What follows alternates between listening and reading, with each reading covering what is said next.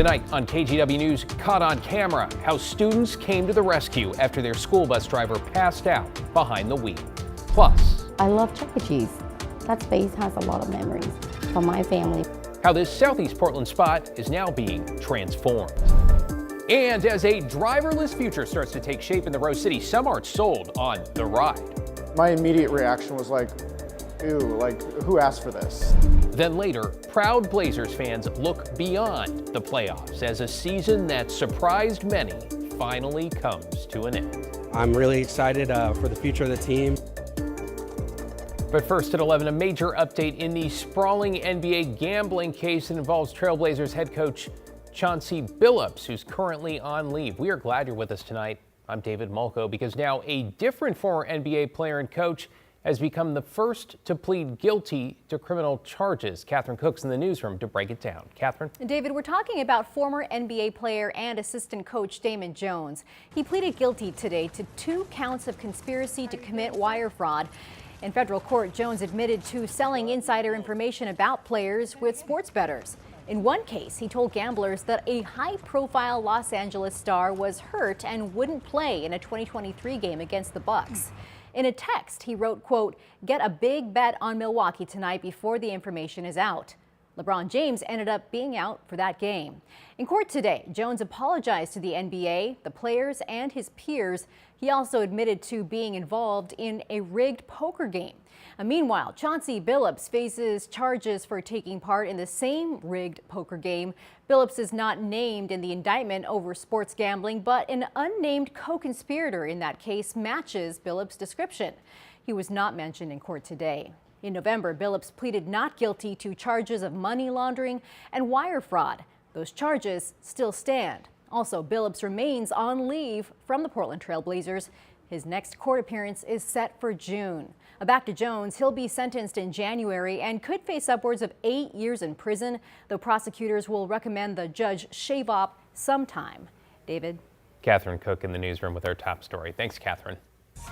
Let's take you to San Antonio now, where the Blazers season came to an end tonight, though glass half full. Many did not foresee postseason play as even a possibility this year. Rip City needed a win in Game 5 to keep it going and bring it back to Moda, but the Spurs, well, they barely gave an inch. San Antonio strong from the start, leading by one stage by as much as 28 points. The Blazers did not go quietly, closing the gap to single digits in the fourth, making the Spurs fight for it. Denny Avdia leading the team with 22 points. San Antonio, though, closing out 114-95. The Spurs want to take on the winner of the Denver versus Minnesota series. Now, Blazers fans showed up for their team even in Texas. Zach Briggs with our San Antonio affiliate caught up with a few headed into the arena on why they've stuck with Rip City through the years. Rip City, let's do it. Brady Krams called Texas home for the past 2 years, but he's a diehard Trailblazers fan, born and raised in Portland. And no matter what happens, Just looking to rally and pull one off and get it back to Portland. Krams' confidence in the Blazers is carrying on to next season. I'm really excited for the future of the team. People counted us out, so. Believe in the organization, believe in the players. Proud to be here. The Henderson family visiting from Atlanta, keeping busy, traveling to every game in the series so far. And now they're back here in the Alamo City for Game 5. We're trying to stay alive, that's all. We haven't been in the playoffs in many years, so we're here. Great coach, great staff, great players. Rip City, let's go. I'm Zach Briggs in San Antonio. Yeah, good to be back in the playoffs, period. Well, the Blazers may be done for the season. WNBA basketball, well, it's just getting started in Portland because the Fire kick off their preseason tomorrow night in Seattle. Their first home game coming up at Moda on Sunday. To get you caught up on tonight's other headlines now, in Vancouver, a 16-year-old has died after they were shot in what police say began as a parking lot fight between 2 groups of young people. This was breaking news last night at 11. 2 other teens were also shot near Northeast 18th and Andreessen and are in the hospital. Authorities say they arrested a 17-year-old for gun possession, but not for the shooting itself. Credit rating agency Moody's has downgraded Washington's financial outlook from stable to negative. It points to the state's dependency on temporary budget solutions like pulling money from reserves. Fitch also gave the state a negative outlook, and the state treasurer says lawmakers should take note. What is important is that essentially the legislature continue to make sure we're financially managing things well, that they are passing budgets that are structurally balanced and are meeting the needs going forward of our state, but that they're not spending more money than they're bringing in.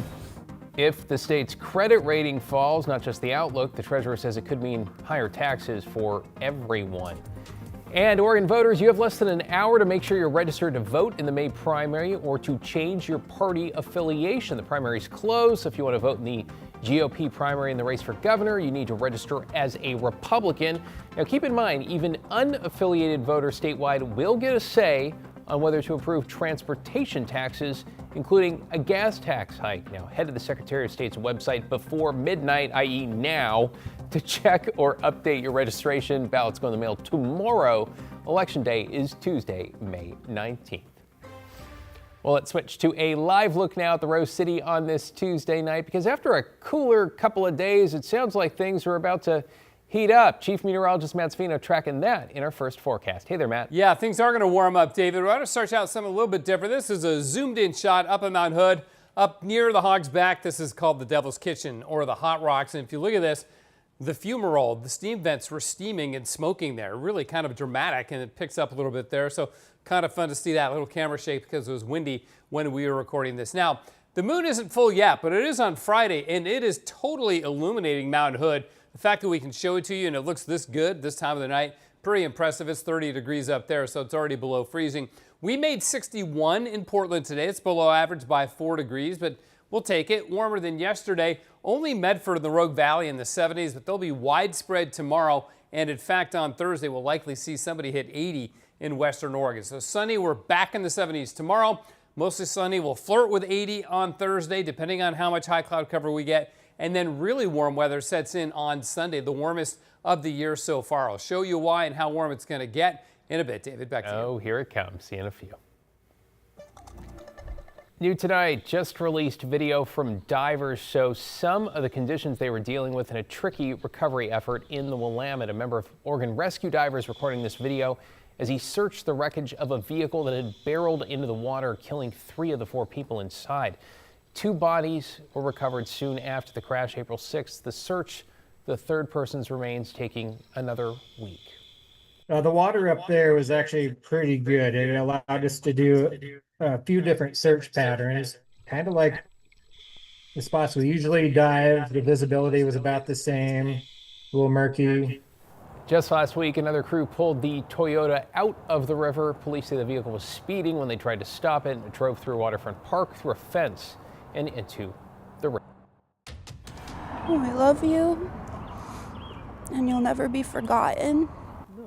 Tonight, a family is asking for help after a father was hit and killed by a car while riding his bike earlier this month in Molalla. 57-year-old John Bring was staying in a nearby camp, relatives say, and was likely headed there at the time of the crash. His eldest daughter sharing that her dad loved telling stories and loved music. She says she saw the news about a crash on social media and found out soon after that she had lost her father. They just let me know that he was in an accident and that he didn't make it. He played the heck out of his guitar, and it was something that was really common in our house, was playing guitar, working on a project, and just joking around a lot. Oh, we appreciate her talking with us. The family set up a GoFundMe to raise money for a funeral. They say authorities told them the driver remained at the scene but was impaired.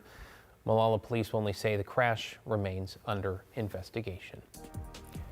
Washington's governor and attorney general taking legal action to try to get access to the ICE processing center in Tacoma. Now, allegations of people inside include contaminated food, denied access to prescription drugs, and unsanitary living conditions, including mold. The privately run detention facility turned away health inspectors 10 times over the past 3 years. The group has argued the federal government oversees the facility, not the state, and any inspections should be handled through ICE. But state officials say denying inspectors is illegal.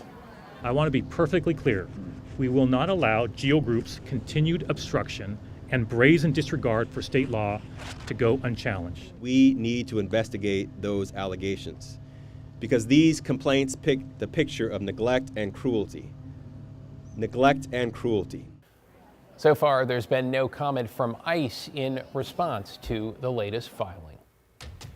This evening, we're learning more about $3 million in proposed cuts by the Multnomah County Sheriff's Office because of a bigger budget crunch at the county. So to fill the hole, the sheriff has decided to eliminate 2 programs. One supervises about 450 people released from jail pending their court appearances. The other is a decade-old homeless outreach team. The reality of attempting to fund the homeless outreach and programs engagement team, I recognize the gap that may leave, but I have other competing priorities around serving protection orders and investigating crime. I think they're making a mistake, because we need their help. We know there are cuts coming.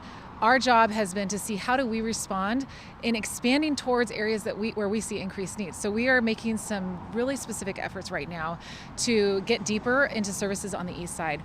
Well, the east side is the focus area for that homeless outreach team. The team will be cut June 30th unless something changes.